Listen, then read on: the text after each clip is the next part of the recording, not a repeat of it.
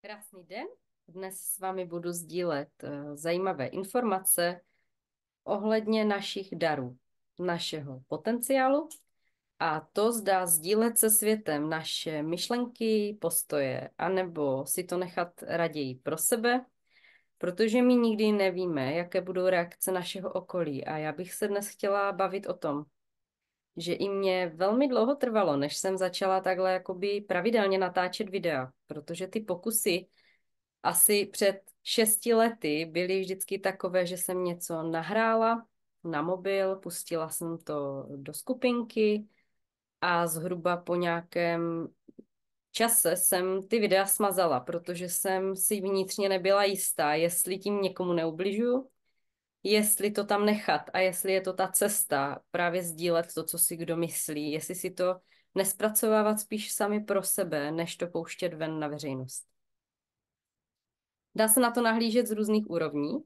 ale určitě jsem ráda za ten proces, kdy člověk si není tím jistý, musí dospět, vnitřně dozrát a být si vlastně i vnitřně jistý, že to, co zveřejňuje, tak opravdu vnímá, cítí a není v pozadí ta emoce, což si můžete všimnout i sami na sobě, pokud teďka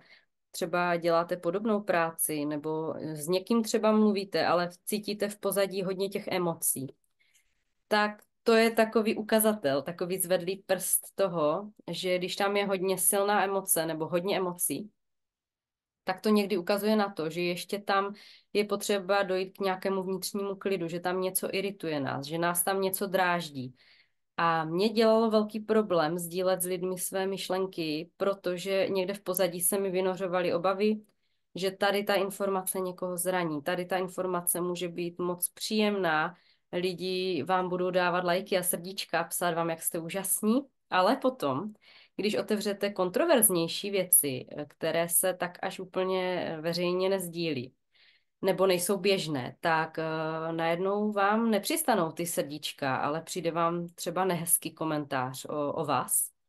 A já jsem se nad tím pár let takhle zamýšlela, jestli ty komentáře jsou potom zpětnou vazbou ke mně, nebo jsem brnkla na nějaké obrovské zranění toho člověka, aniž vy to tušíte, protože nikdo z nás neví.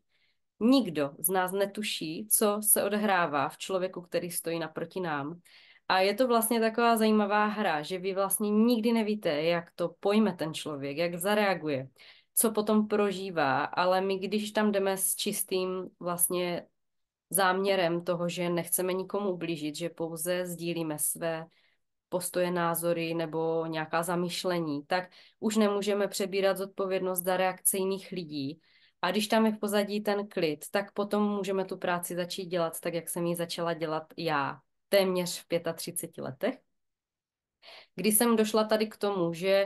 ano, můžeme svými názory spouštět reakce jiných lidí, můžeme spouštět jejich bolest, vztek, ale i radost, ale kde je míra toho brát za to zodpovědnost? Jo, je, že to vlastně takový proces nějakého dozrávání, že za to už nemůžeme všichni přebírat tu zodpovědnost za to, jak to kdo cítí. A velkými učiteli pro mě byli nejen rodiče, ale mý klienti a vlastně všichni v mém okolí mi dávali úžasnou školu do života, kdy si to tam člověk v sobě mohl zpracovávat a nacházet ty odpovědi. Já jsem si dnes vybrala takový krásný obrázek, který za mnou vidíte, že jsem se tak jako upozadila. Jsem tady taková malinká, kdy vidíme symbol semene života, květu života, kdy se můžete podívat na internetu, co to znamená, co to je za symbol.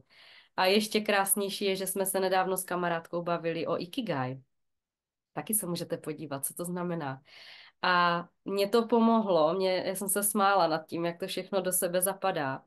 že když jsme na té své cestě a cítíme uvnitř takový pohon, takovou radost, prostě, že s tím ráno stáváte, s tou radostí třeba už 12-13 let, já to tak cítím, tak se i smíříte s tím, že po cestě tam nebudou jen ty pozitiva, ale že i ty negativa zvládnete. Negativa, záleží, jak se na to díváme, ale že někdy ta naše cesta je i o tom nějaká zranění třeba otevřít v lidech, aby jako se třeba nad něčím zamysleli, nebo aby šli do nějaké výměny názorů, protože my se takhle jakoby osobně hodně bojíme jít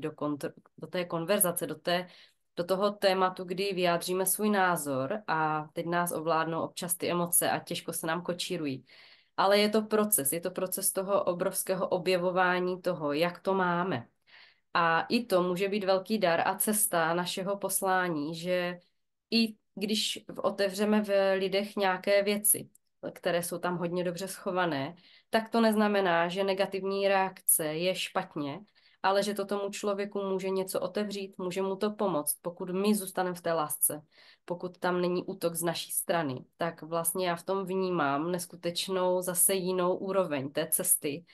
že i skrze neporozumění, i skrze konflikt, i skrze prostě nějaké výrazné emoce my se můžeme do té lásky zase dostat zpátky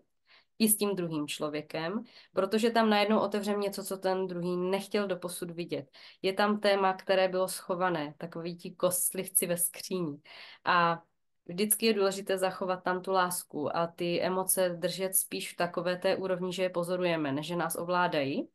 A tam je potom úžasná rovina toho v tomhle pracovat. Já jsem si dneska vlastně říkala, že vám položím takovou otázku. Jestli jste teď aktuálně, v době, kdy tady se na to video díváte, jestli jste v životě na cestě, která vám dělá radost, nebo cítíte, že potřebujete vykročit na nějakou jinou cestu. Chcete v tom životě změnu, prostě cítíte se nepohodlně, nepříjemně.